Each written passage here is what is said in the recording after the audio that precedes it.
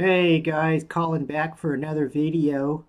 Now, if you were a kid growing up in the 70s, a Native American kid, there was two groups that were probably in your parents' record collection. And that's a group called Redbone and another group called XIT. Now tonight I'm going to be showing you XIT. XIT was a 1970s group, Native American band. And here I have their first album, which came out in 1972. And this was called Plight of the Redman. It was a gatefold, like this. And in 1973, they released another album, and that was XIT Silent Warrior. And this one's Italian import. And these were both on a Motown label called Rare Earth. I remember my uncle mostly playing these records when I was a kid. The band, their name XIT, stands for Crossing of Indian Tribes, according to Tom B. Their music often addresses themes of historic and contemporary Native American issues. And Plight of the Redman is a concept album about the changes of Native American life since the arrival of Columbus. Now, in 1973, a big thing happened called Wounded Knee, and that's where a Native American group called AIM, the American Indian Movement, took over a little town and a church called Wounded Knee, South Dakota.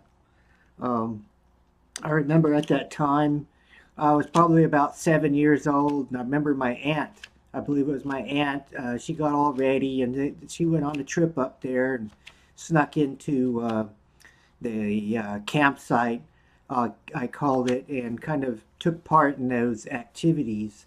There's some pretty good documentaries on YouTube and elsewhere about that Wounded Knee takeover.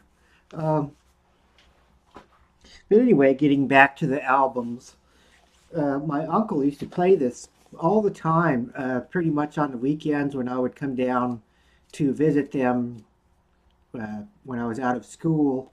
He would put one or both of these records on. The band members were Tom B., Michael Valvano, and Mac Suazo.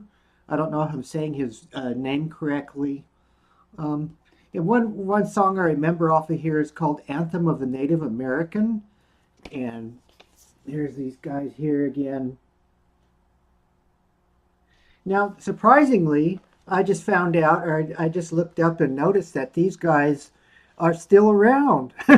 They starting in probably the early 2000s, they started releasing CDs again. And there's been like 6 CDs released all the way up to 2011. And even a DVD with one of their concerts. And their band has been in several different forms since the 1970s. And now I believe they've gotten back to mostly their original members, at least from what I've looked up. I don't see anything that's recent, which there probably is somewhere, but I didn't take a whole time looking about it because I just figured I'd kind of casually talk about that time. And I talked to you about it, my 1970s memories in one of my other videos. A board game that I wanted to talk about is a board game called Battlecry. Now, a few videos ago, I showed you a board game called Memoir 44. It's a World War II based battle game, and this is almost the same thing, except this is based in the Civil War days, and it's the same designer as Memoir 44. His name's Richard Borg, and it's the same system and everything. You set up your little plastic soldiers on 2 sides of the board, and this gives you a book comes with it, and it comes with several scenarios of how to set up your board. Like this is the Battle of Bull Run. This also has Gettysburg. uh, Chancellorsville, and there's like 15 different scenarios or battles that you can try to uh, emulate or reenact, I guess you would call it. Um, and it comes with the little plastic characters. Here's the North, and here's the South, which has the little flags and everything that come with it. Now, one thing I thought about you could do with this game is, for me, sometime I want to get a bunch of little plastic, Indians from the Cowboys and Indians, and you could have one side be the Union soldiers and one side be the Indians, and kind of reenact the Battle of the Little Bighorn or something like that. Uh, just for myself, I'm sure that would probably offend somebody somewhere. Um, but that's one thing I thought about doing. And one thing I didn't talk that got cut off in that video at the end there is that you can play this game by yourself, solo. It's for 2 players, but you can play it by yourself because you get 2 decks of cards. Each side gets a deck of cards. Now you yourself, you can play 1 deck of cards and then just put this other stack of cards on the other side of the board and pick a card off of the top, and that would be their move that they would make in that sequence.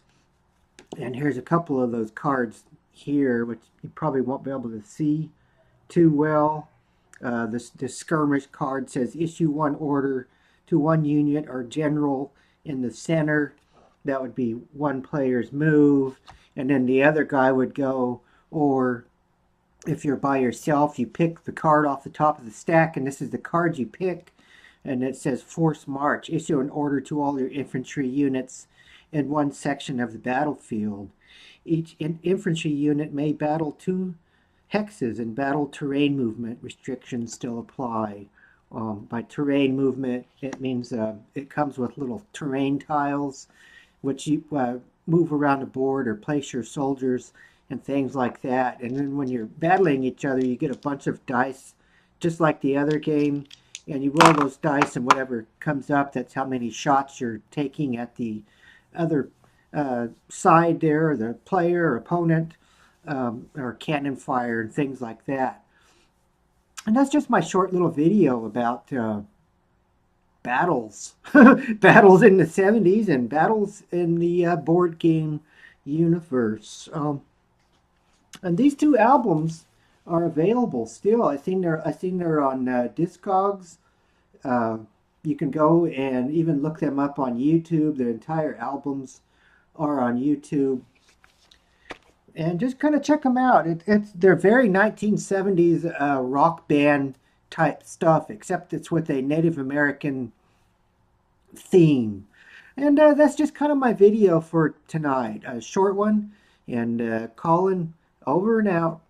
And Weirdos Unite.